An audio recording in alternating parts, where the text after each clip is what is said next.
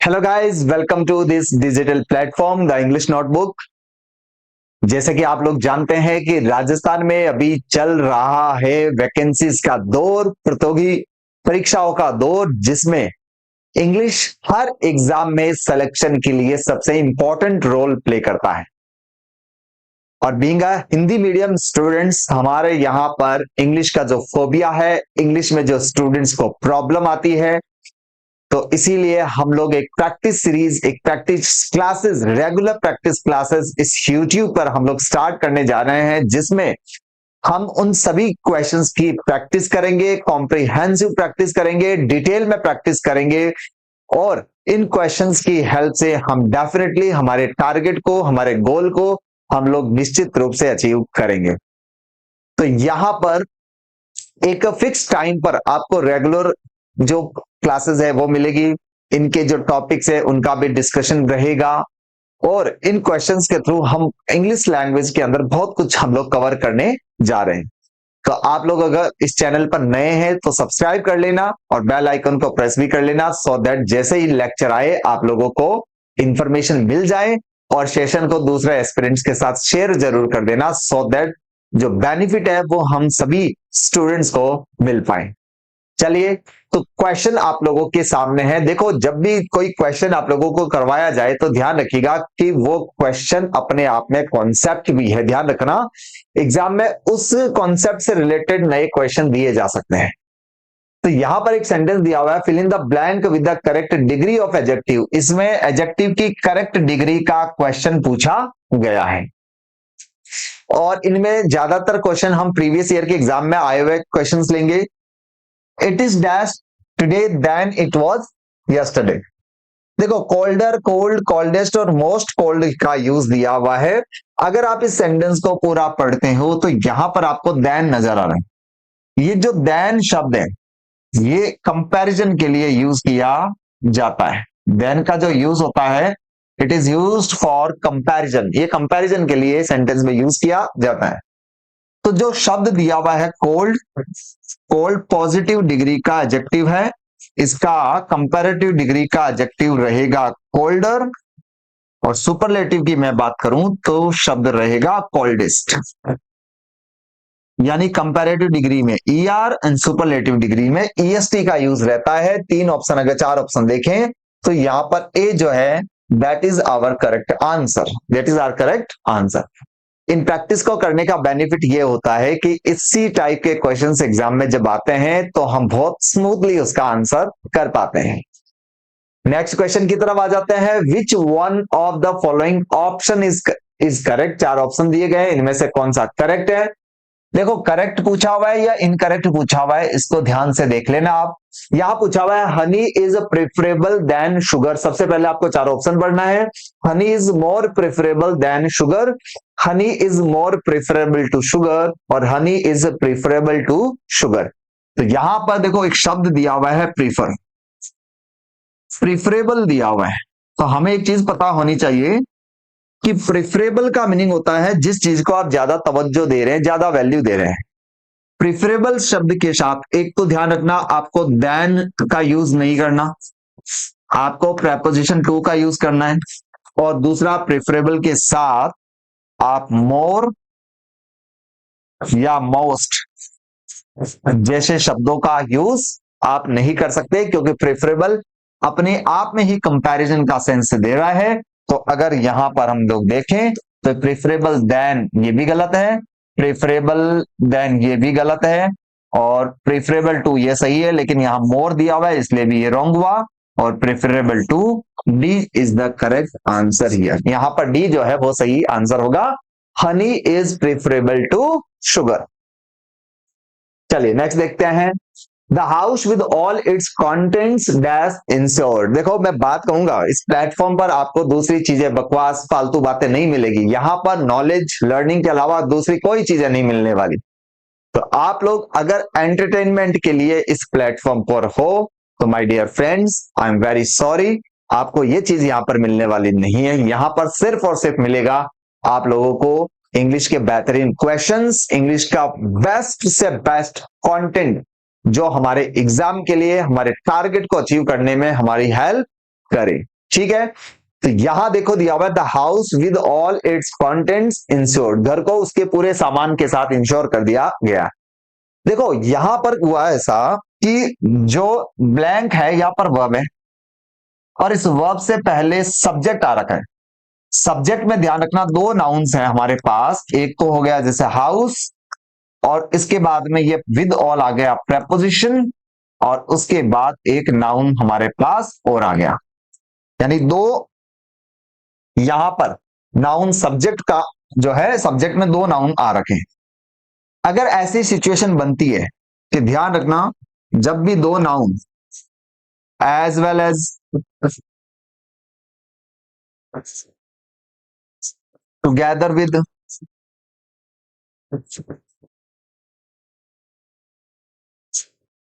along with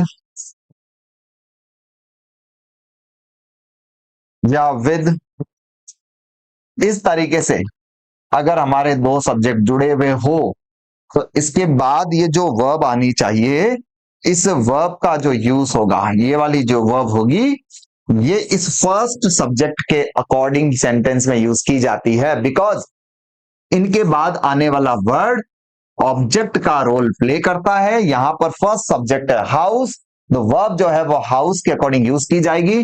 contents plural है, हमें इसको इग्नोर करना है। हाउस सिंगुलर है, तो सबसे पहले हम देखेंगे कि इनमें से सिंगुलर वर्ब कौन कौन सी नहीं है। देखो हाउस के लिए वर आ नहीं सकता, आर आ नहीं सकता, वॉज और हैज में से आ जाएगा, तो हैज इंश्योर्ड नहीं हो सकता। हैज बीन इंश्योर्ड होता तो सही हो सकता था, यहां पर वॉज आएगा, घर को पूरे सामान के साथ इंश्योर कर दिया गया। बी जो है वो करेक्ट आंसर यहां पर रहेगा। The house with all its contents was insured, घर को पूरे सामान के साथ में इंश्योर, इंश्योर का मतलब उसका बीमा कर दिया गया है। ये पैसिव का सेंटेंस है और पैसिव के सेंटेंस में is, am, are, was work का हम लोग यूज करते हैं, बिकॉज ये पास्ट है तो वॉज वर्क के बाद में थर्ड फॉर्म यूज करके सेंटेंस का हमने जो है आंसर बता दिया। आ जाओ नेक्स्ट आ जाओ। The quality of the apples. The quality of the apples dash not good at all. The quality of the apples. Apples की क्वालिटी अच्छी नहीं है. The quality of the apples is not good. यहां पर देखो verb आनी चाहिए और वर्ब से पहले ये वाला पूरा पार्ट सब्जेक्ट है। अब हमारे को साथी अगर एप्पल्स के हिसाब से वर्ब लगा देंगे प्लूरल, लेकिन बात यहाँ पर एप्पल्स की नहीं हो रही, बात एप्पल्स के क्वालिटी की हो रही है, बात एप्पल्स के क्वालिटी की हो रही है। The quality of the apples is not good, the quality of the apples are not good, तो क्वालिटी सिंगुलर है तो इसके लिए सिंगुलर वर्ब आएगी। सो वर ये तीनों आ नहीं सकती, यहां पर वॉज आ जाएगा। The quality of the apples was not good. इसी तरीके से देखो जैसे the colour of the shirts is, तो यहां पर वर्ब कलर के हिसाब से आ रही है तो इसलिए यहां पर इसका यूज किया जाएगा, यानी सिंगुलर वर्ब का यूज किया जाएगा। नेक्स्ट आ जाओ देखो, the mountain in the north are always covered the snow. भाई जो माउंटेन है वो पूरी तरीके से स्नो से कवर्ड है। बिहाइंड, ऑफ, इनटू और विद, देखो ये फिक्स प्रेपोजिशन का कॉन्सेप्ट है, फिक्स प्रेपोजिशन का कॉन्सेप्ट है। फिक्स प्रेपोजिशन में एक चीज ध्यान रखने की जरूरत है, जैसे ट्रांसलेट इनटू होता है, ट्रांसलेट इनटू, कॉन्ग्रेचुलेट ऑन,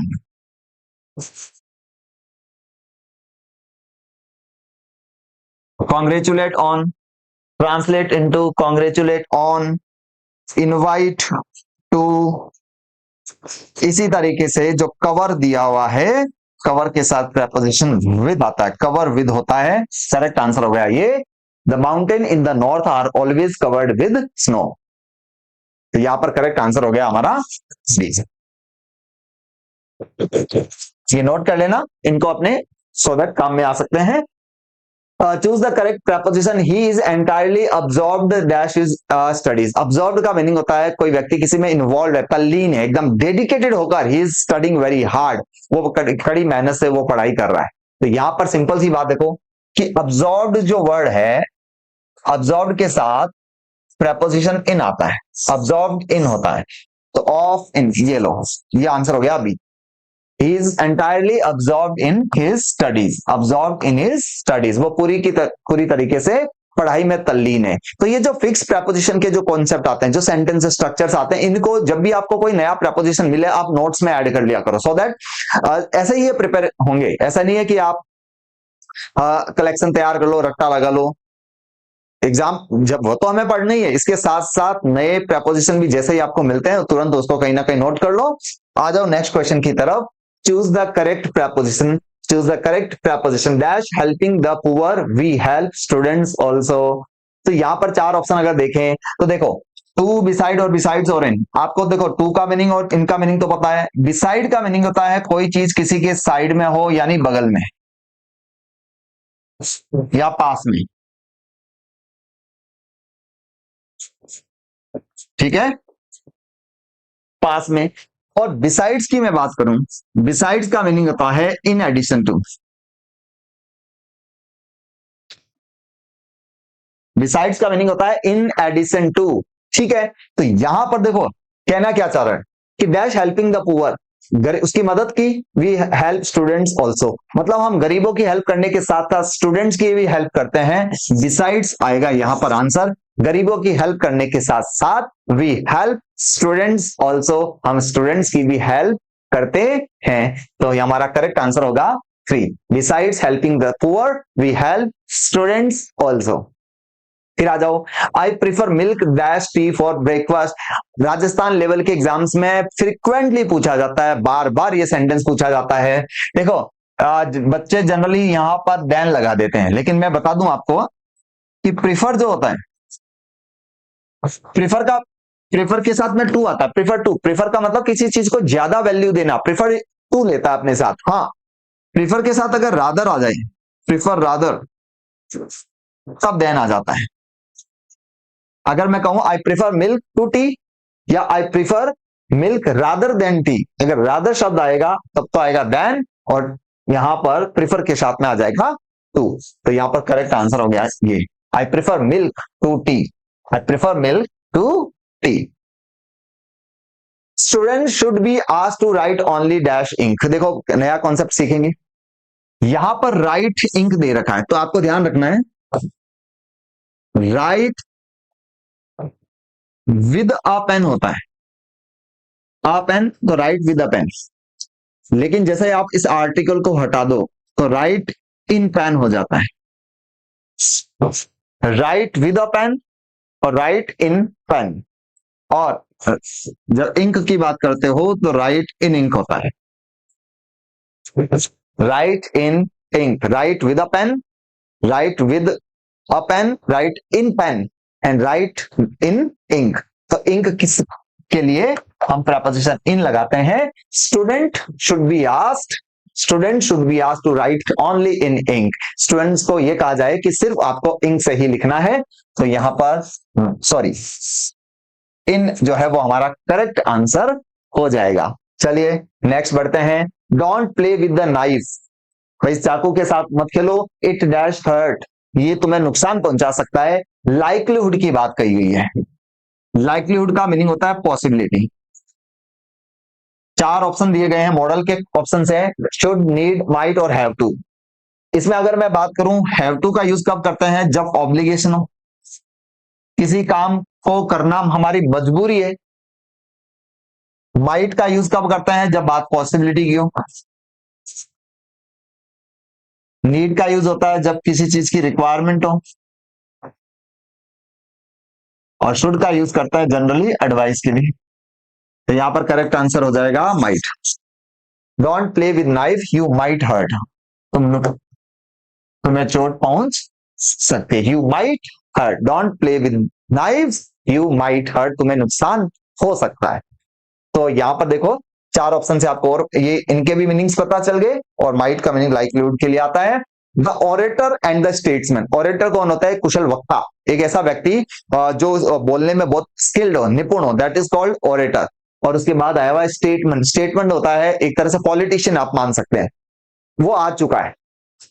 जब यहां पर क्वेश्चन क्या हुआ, देखो आप इस चीज को ऐसे समझो, अगर मैं बोलता हूं अ ब्लैक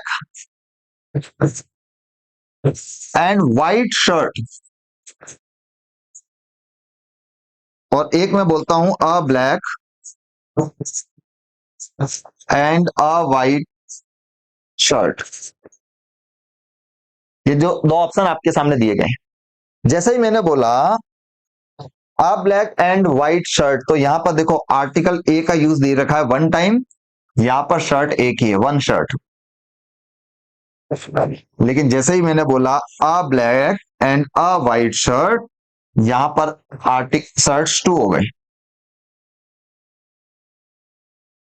तो ऐसे ही अगर मैं बात करूं the orator and the statesman, यहां पर दो व्यक्ति है, अगर यहां पर ये वाला द नहीं होता तो व्यक्ति होता एक ही, जो व्यक्ति ओरेटर है वही स्टेट्समैन है, तो ऑब्वियसली वर्ब लगेगी प्लूरल।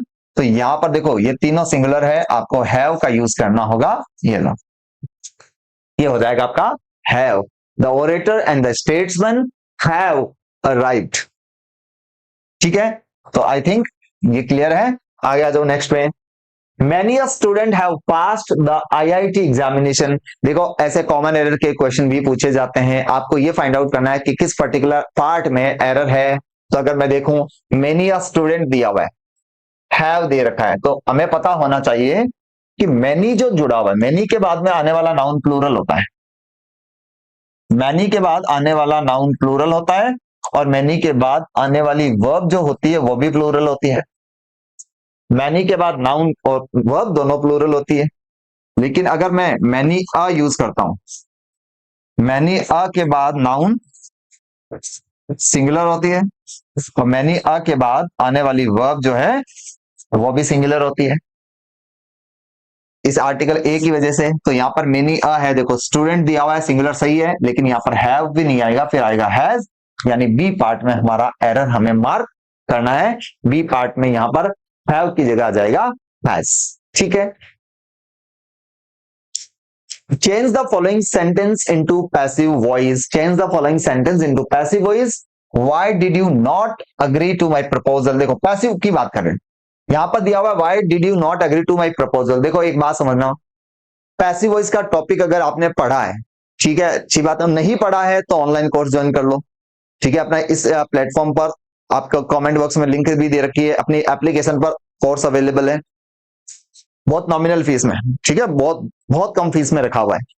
तो देखो आपको छोटे छोटे ट्रिक से ये क्वेश्चन कर सकते हैं। यहां पर देखो डिड दिया हुआ है, जो एक्टिव वॉइस है, अगर एक्टिव वॉइस में दे रखा है डिड,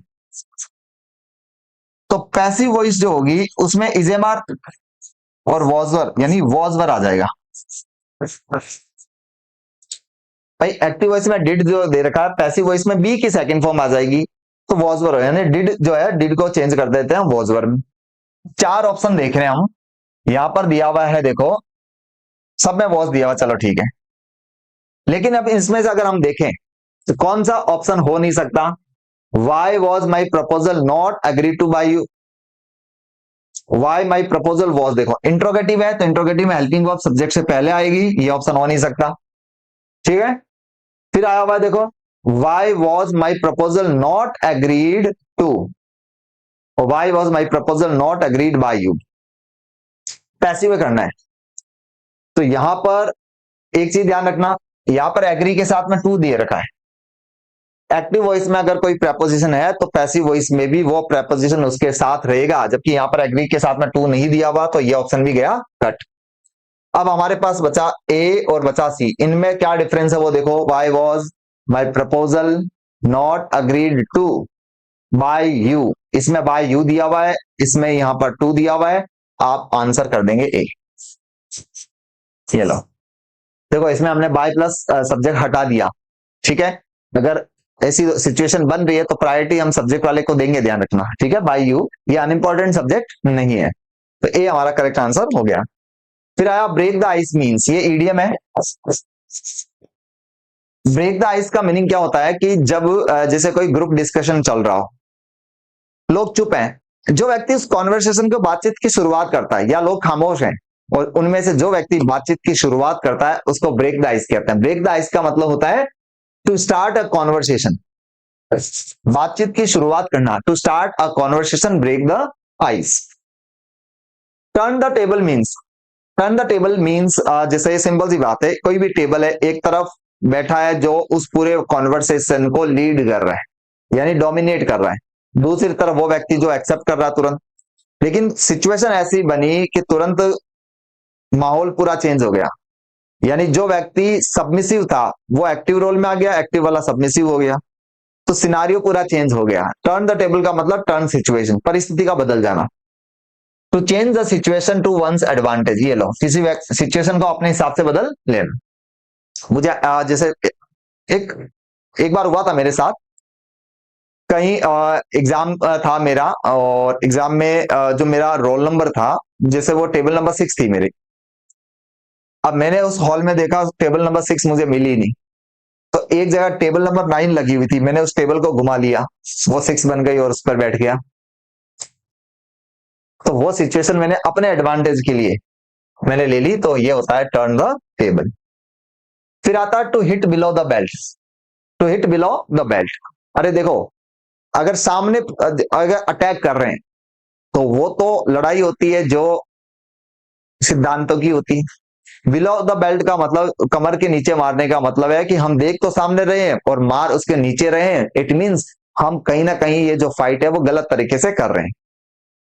तो इसका मतलब ये हुआ to make an unfair attack, किसी पर अगर गलत तरीके से अटैक करते हैं तो वो बोलते हैं to hit below the belt, to make an unfair attack, to make an unfair attack.